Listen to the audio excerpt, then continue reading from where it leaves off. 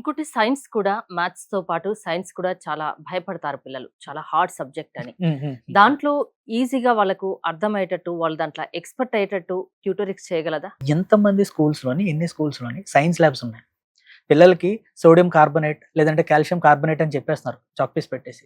అరే బాబు! మీరు పట్టుకున్న దాంట్లోని కూడా ఒక కెమికల్ ఉంది. మీరు తినే దాంట్లోని కూడా ఒక కెమికల్ ఉందన్న విషయాన్ని మేము లిటరల్‌గా కార్బోహైడ్రేట్ అంటే ఏంటి? న్యూట్రిషన్ గురించి మీకు ఇప్పటికీ ఇండియాలోని రైట్ న్యూట్రిషన్ సరిగ్గా తెలియని వాళ్ళు చాలా మంది, అంటే చాలా మంది. Basic nutrition carbohydrate, protein, fat, saturated fats గురించి. ఈ సైన్స్ అనేది యాక్చువల్‌గా మనం బేసిక్ స్కూల్స్‌లోనే మనం నేర్చుకోవాలి యాక్చువల్లీ.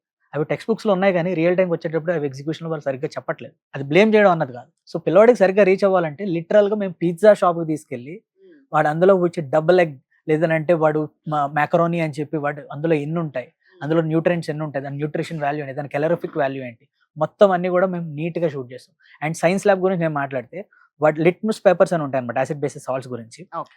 యాసిడ్ అది ఒక ప్రాపర్టీ అనేది ఎసిడిక్ నేచరా, బేసిక్ నేచరా, లేదంటే న్యూట్రల్ నేచరా అన్న విషయాన్ని కూడా లిటరల్‌గా మేము కెమికల్స్ తీసుకొచ్చి మేము షూట్ చేసి ఇది ఎసిడిక్, ఇది బేసిక్, ఇది నేచర్. అంటే వాళ్ళకి హోమ్ హోమ్‌కి మన క్లాస్ రూమ్‌ని మనం తీసుకెళ్ళిపోతున్నాం. మన క్లాస్ రూమ్‌లోకి వాళ్ళు రావట్లేదు.